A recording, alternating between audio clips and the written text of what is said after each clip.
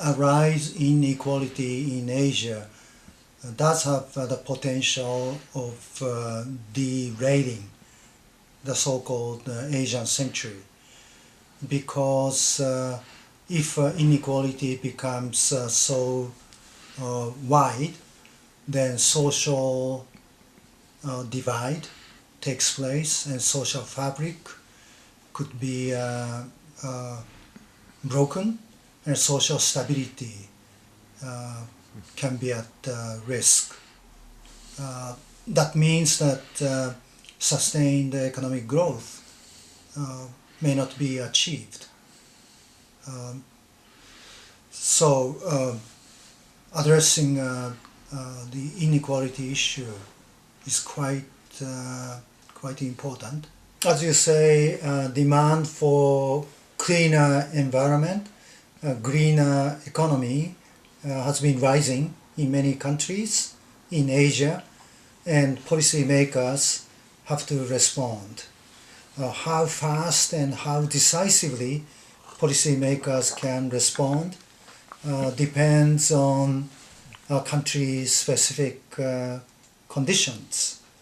If there are some vested interest groups in pursuing the traditional way of production, then it may be difficult for policymakers to take decisive action, like large state-owned enterprises producing petroleum.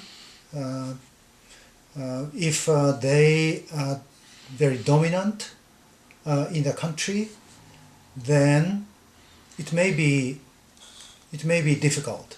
Peace and security would be really a precondition for sustained economic growth in Asia. Without peace and security, I don't think sustained economic growth is possible.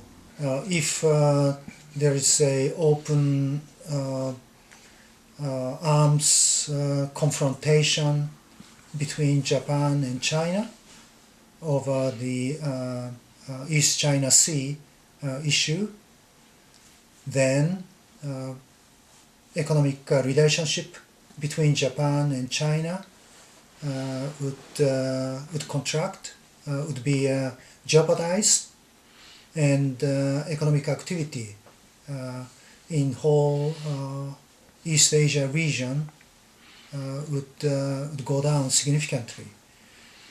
I think peace and security is quite fundamental to sustained economic growth.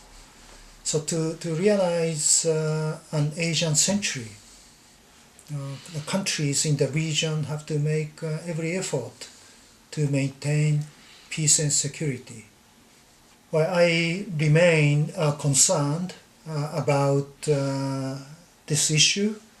The North Korean nuclear issue has to be seriously addressed, and the countries concerned, including China, Japan, South Korea, and the United States, and also Russia, would have to be seriously discussing with the North Koreans, and these countries would have to encourage North Korea to abandon the nuclear program and to embark on economic policy reform, so that North Korea could be more integrated with the East Asian economic development process.